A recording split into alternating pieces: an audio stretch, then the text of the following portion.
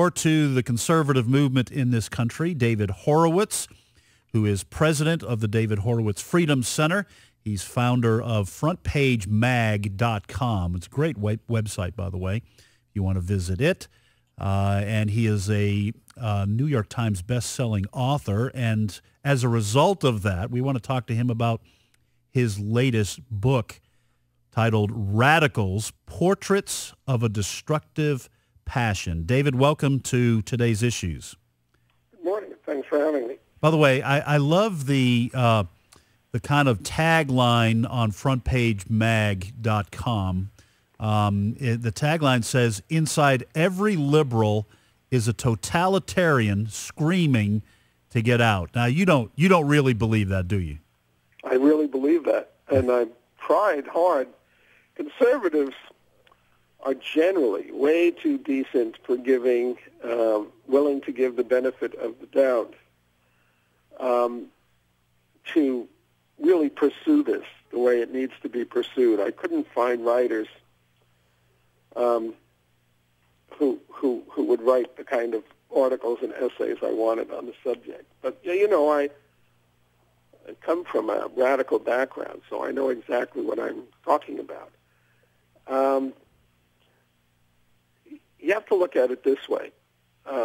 Radicalism, and you know, this is really a theme of my book, Radicals, it's a crypto religion.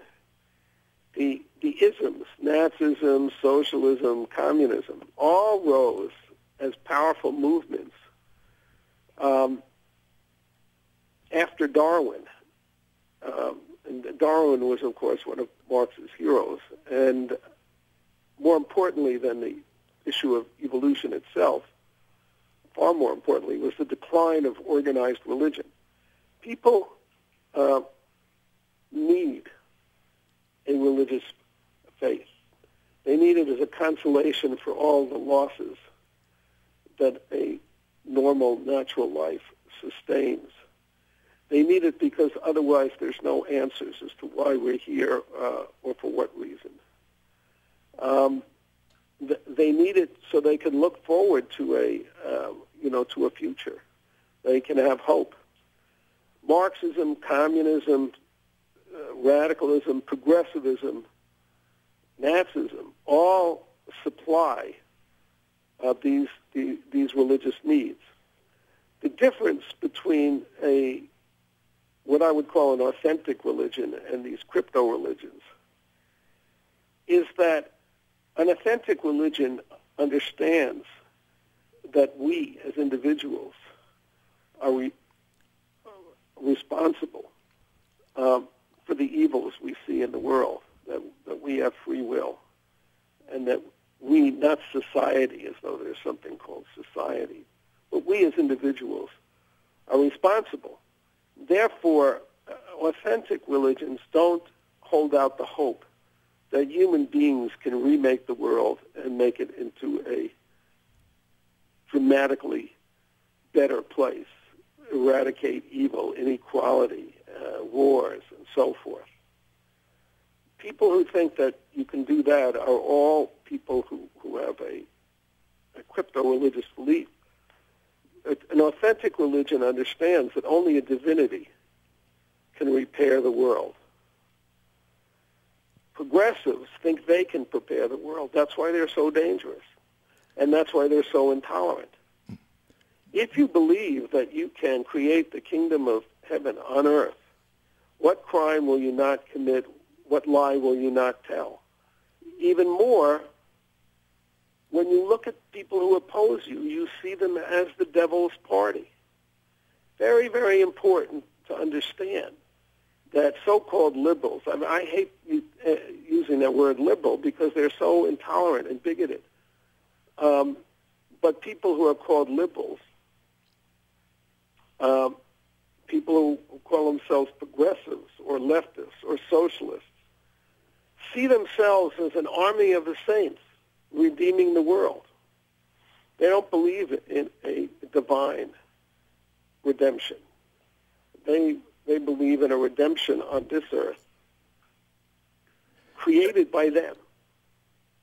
therefore, they see anybody who doubts or opposes their program as the party of Satan. And they basically want to extinguish. I mean, you don't want to give Satan, equal time, tolerance, let Satan talk without interrupting him. You don't want to do that. That's why they are totalitarians. They want to remake human beings. So it's literally true. Inside every liberal is a totalitarian screaming to get out. Now, they live in a democratic country, a country that has constitutional protections being rapidly eroded, of course. So they understand that they can't quite say what they think. When I was young, my parents were members of the Communist Party. This is in the era of Stalin. And the slogan of the Communist Party was peace, jobs, and democracy. That's what these totalitarians say they're for. They want democracy, they want equal rights, they want peace, they want social justice. But what they really want is to remake you and everyone who opposes them, either to silence you or to remake you in their image. If you remember in Genesis, in the Garden of Eden, what does Satan say to Eve to tempt her to take the apple? If you eat the apple, you shall be as God. That is the message of everybody on the left, whether it's fully articulated or not. And the sooner conservatives understand this, and this is why I've written this book, Radicals, to help them understand it. The sooner they understand this, the better equipped they're going to be to fight it. We're talking with David Horowitz. He's the author of Radicals, Portraits of a Destructive Passion, published by Regnery.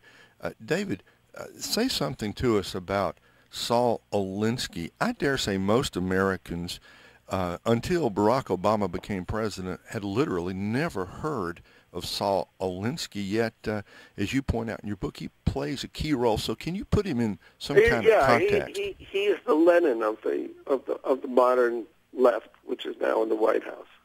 He was Obama's mentor, although he died before Obama could have known him. But Obama went to Alinsky's main training center. He was trained by Alinsky disciples. Hillary wrote her senior thesis on Alinsky, praising him as an American hero. The National Miseducation Association, the largest teacher union in the country, on its website recommends his book, Rules for Radicals. And the last chapter of my book, called Radicals, is about Alinsky and his influence. He wrote two books, but the one that is the Bible of the Democratic Party these days, Rules for Radicals, is a book dedicated to Lucifer, I kid you not, as the first rebel who created his own kingdom. I mean, it's typical of radicals to note that these rebels that they admire, whether it's Satan or Fidel Castro or Mao or Stalin, yeah, they did create their own kingdoms, but they were hells on earth. They conveniently suppressed this knowledge in their own heads. So they go on to repeat. You know, it's amazing that the central legislation we have in front of us, Obamacare, is a system that has failed everywhere it has been tried, and that promises absolute control, really, over all citizens. If the government knows all your financial information and all your health information, and I understand that they're going to require giving your doctors information about your sex life. If they have this, and they also control the IRS, as we've learned, and use it politically, then they don't even need a secret police to become, to have absolute power, totalitarian power. Because if you oppose them, they can just destroy you. They can leak information. I mean, everybody's got information. That's why privacy is so important. The main message of Rules for Radicals, of Alinsky's book, in which I lay out in this book, Radicals, it's the last chapter. It's called The Modern Machiavelli, is to lie. What Alinsky said about the 60s, he said, their agendas, burning down, and he said this in so many words, burning down the system, is, that's right. The system deserves to be burned down. America deserves to be burned down.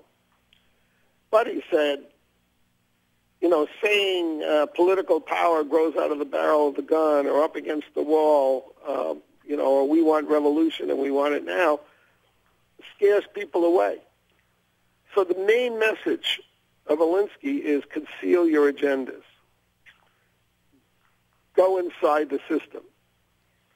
When I was a radical in the 60s, we were in the streets and we hated the Democratic Party as well as we hated them more than the Republican Party because we thought that they would suck people in. That's why Tom Hayden organized a riot at the Democratic Party convention and destroyed Hubert Humphrey's chances of becoming president. What Alinsky did in the 60s was to join Bobby Kennedy, get inside the Democratic Party, and now they control the Democratic Party. So the idea is you don't say we want Obamacare because we want to control everybody, which is what its real agenda is. Or we want socialism, which is what their real agenda is. A single-payer system is what they want, which is the government owns the entire healthcare system and therefore owns your life. They don't say that. They say, we want to cover the uninsured. Well, nobody knows the full consequences of Obamacare, but it's already been shown that they're going to leave 20 or 30 million people uninsured. That was never their agenda. That's their excuse. Very different.